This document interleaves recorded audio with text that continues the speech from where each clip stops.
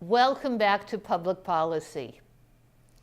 This is one of my last chances to lecture in this course, and as you all fully appreciate by now, it has not been easy to decide what I will focus on each week.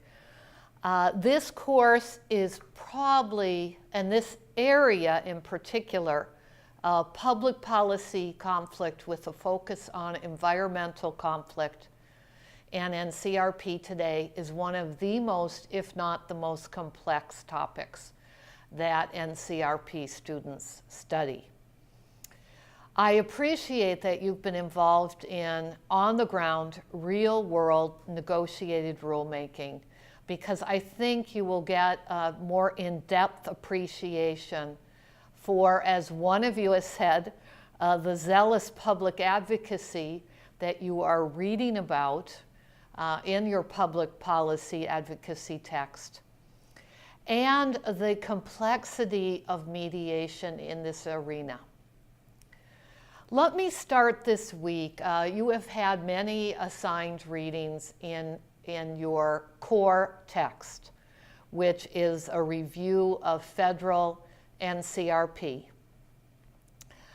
Many readings that talk about evaluating the processes that occur at the federal level with NCRP. And I would like to talk a bit about that today, and I would also like to return to what you were introduced to when you saw the films in this course. The role of law and how actually NCRP in this arena needs to be willing and capable of becoming quasi-legal, as you have studied with arbitration and other impartial quasi-legal processes. And even mediation itself must be different than what we normally study. Actually, it must be different than what we normally practice.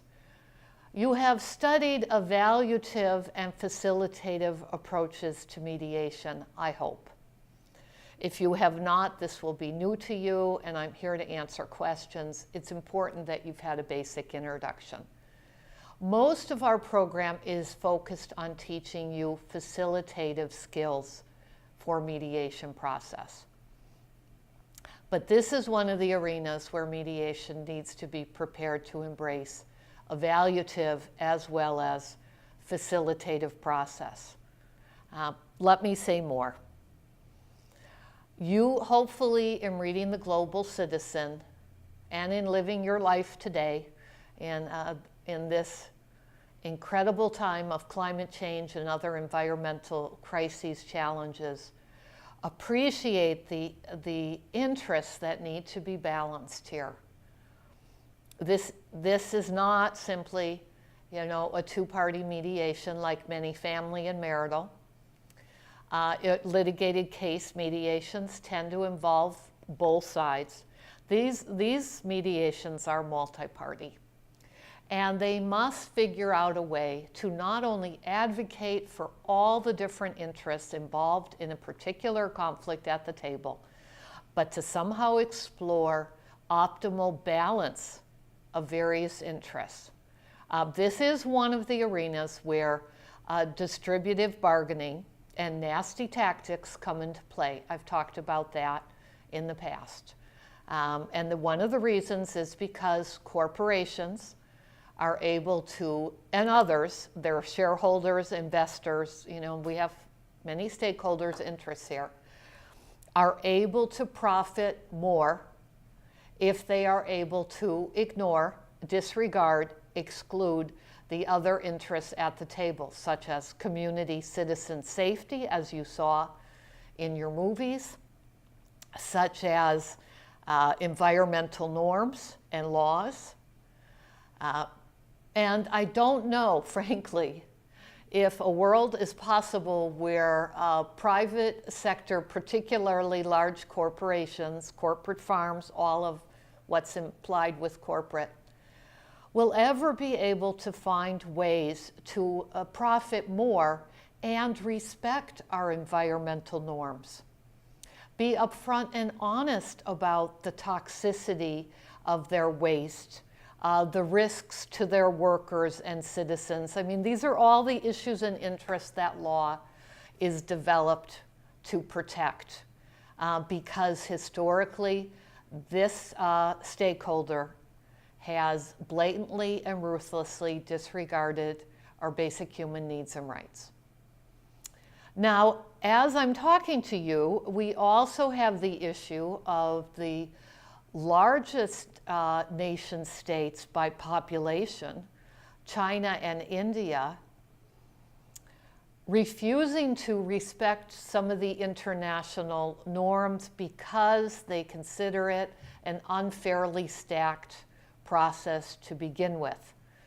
The United States and other Western nation states have been able to profit and prosper without these environmental limits and international norms. And they believe they deserve the same chance to be able to develop their own economies, their own societies, and believe very strongly that the US in particular, but all Western nation states, out of fairness and justice, must take a lead with restricting their carbon emissions, their population, all of this.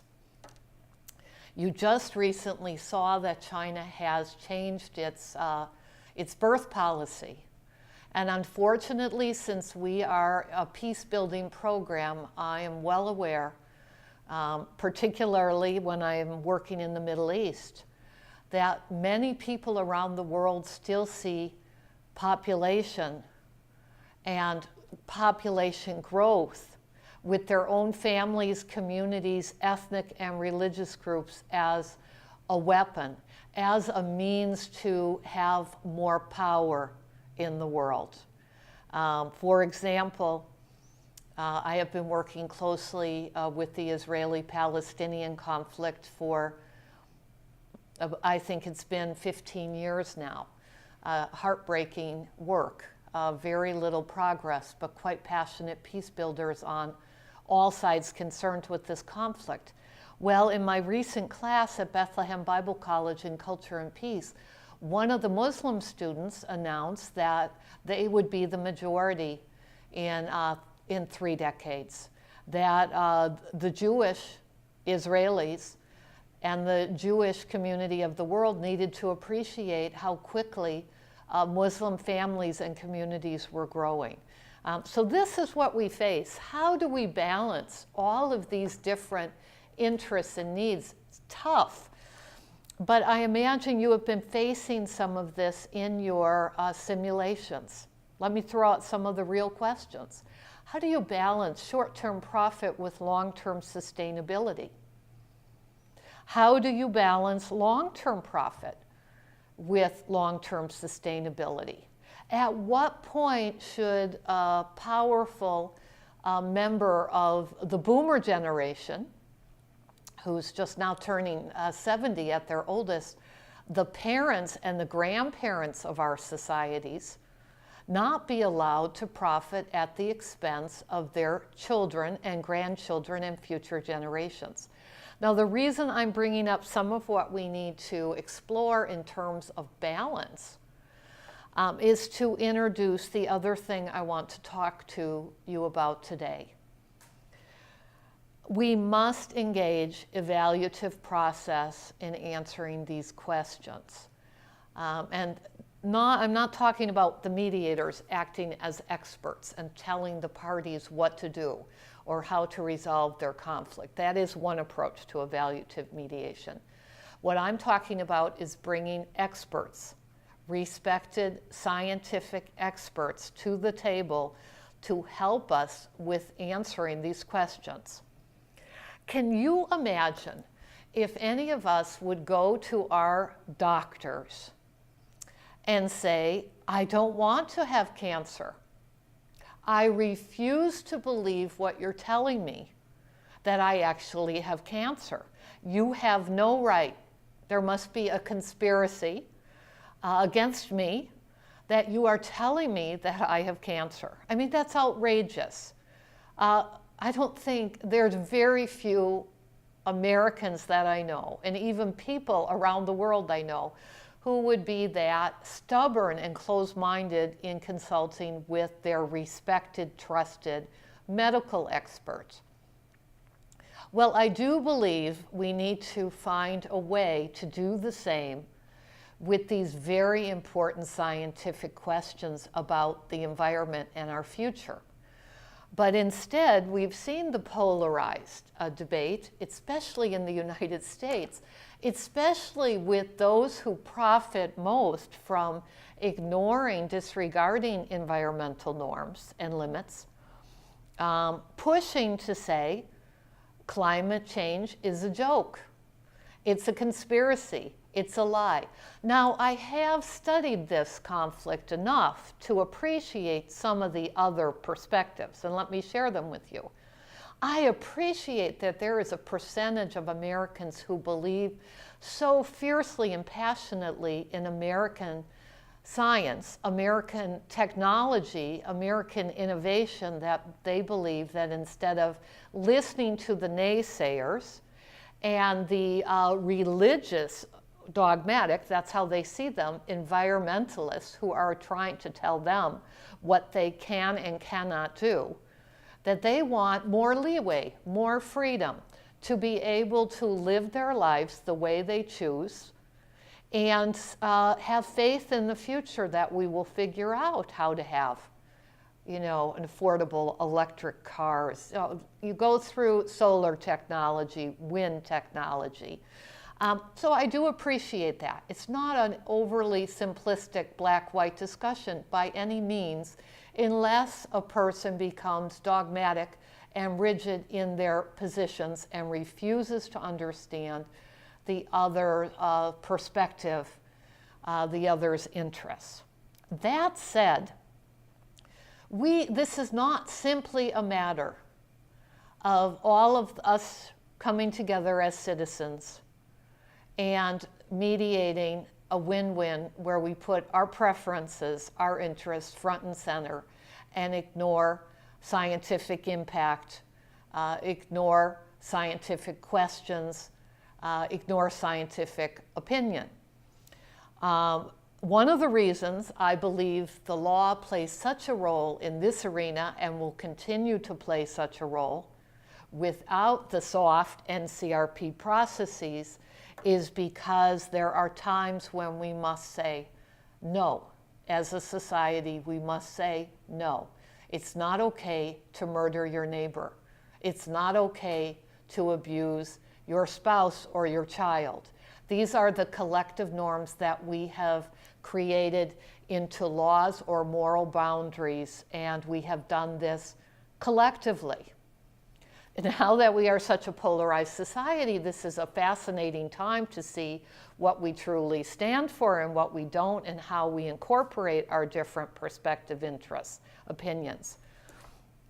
But generally in this arena, corporations, as you saw in your movies, they need that no.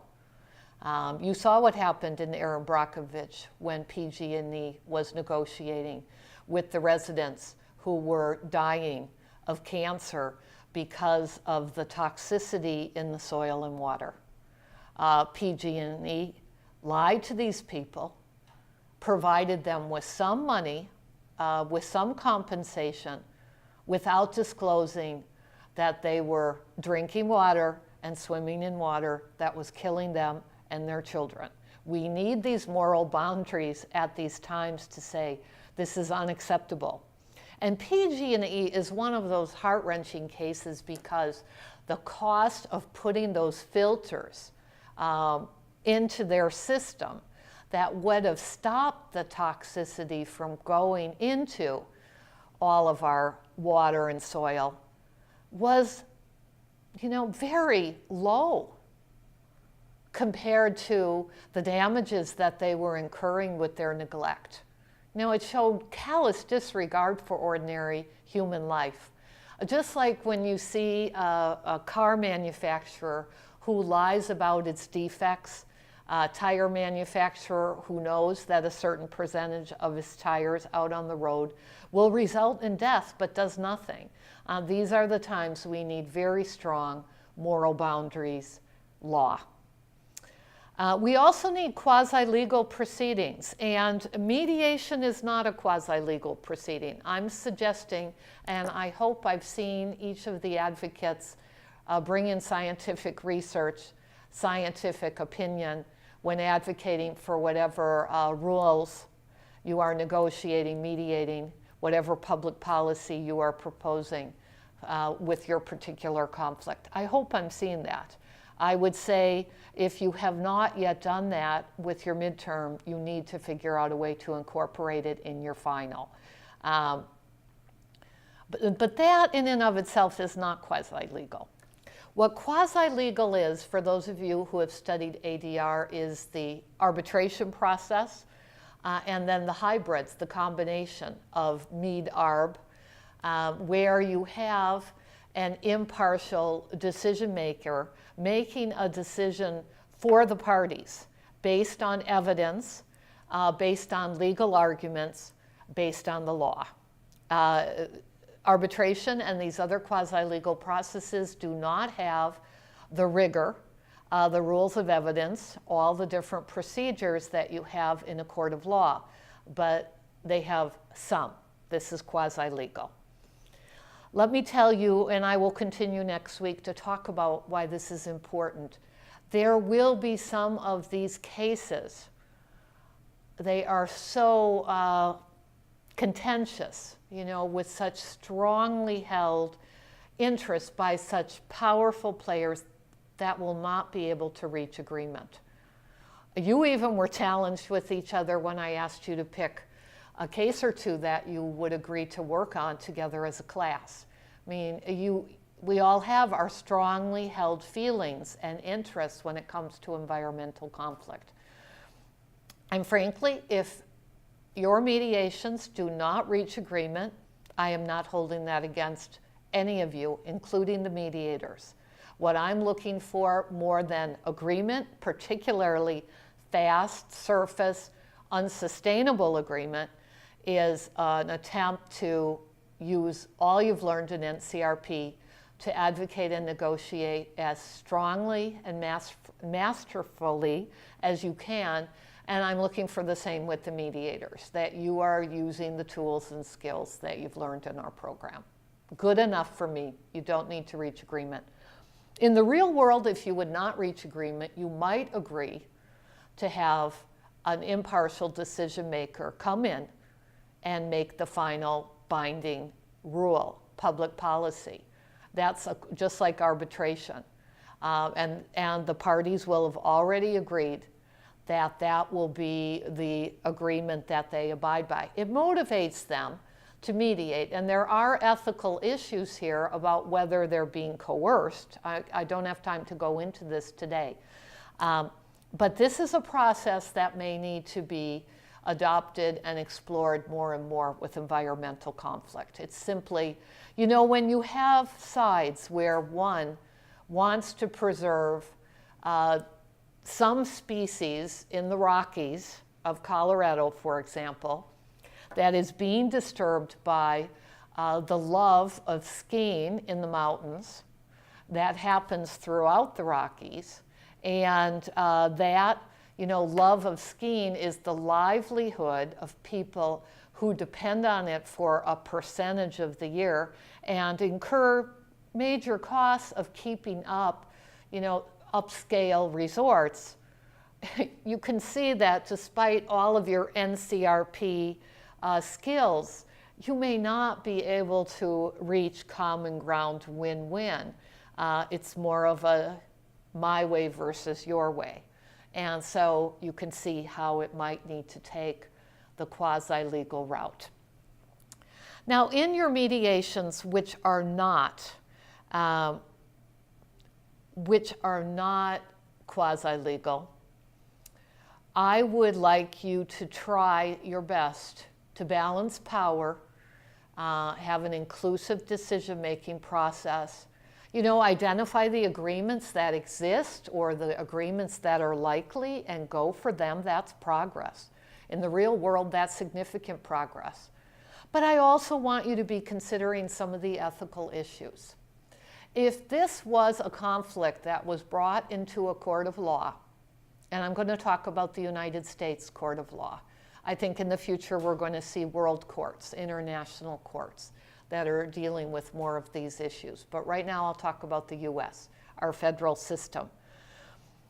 Any of you who have been in a court proceeding know that you are sworn to tell the truth.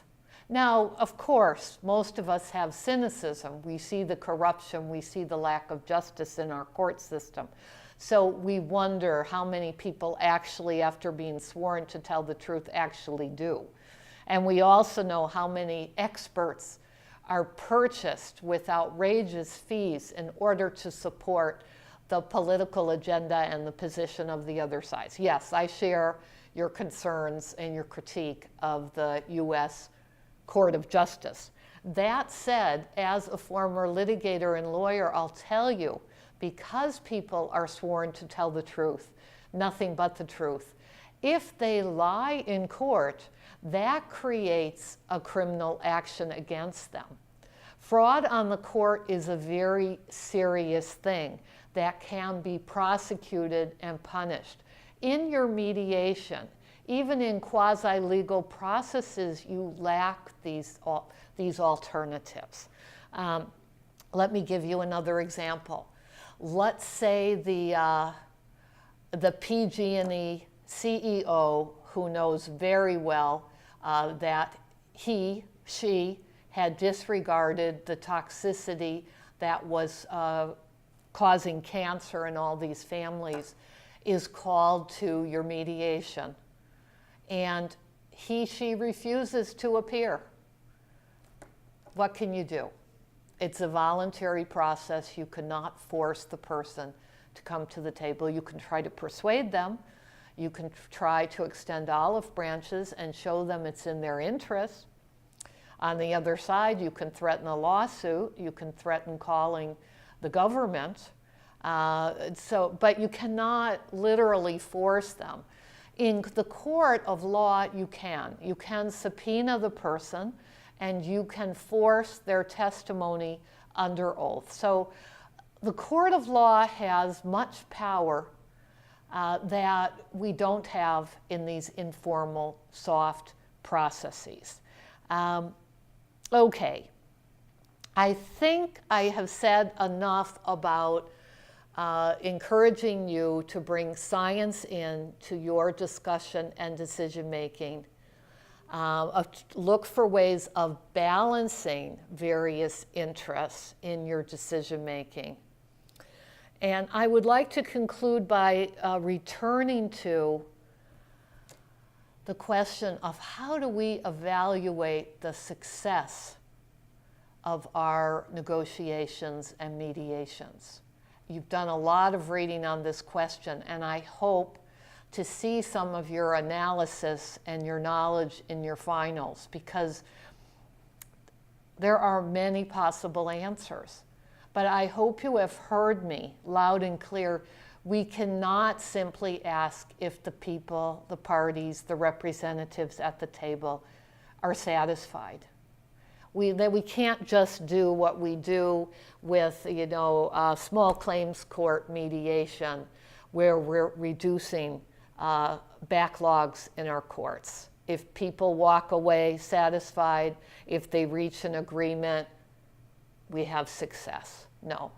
We have to figure out other ways of testing and evaluating our rules, our agreements, our decisions over time to ensure that they are actually reducing pollution, increasing a sustainable global future, addressing all of these critical questions, reducing population that is sinking our planet, reducing deforestation. We must address the real issues or all of us will suffer.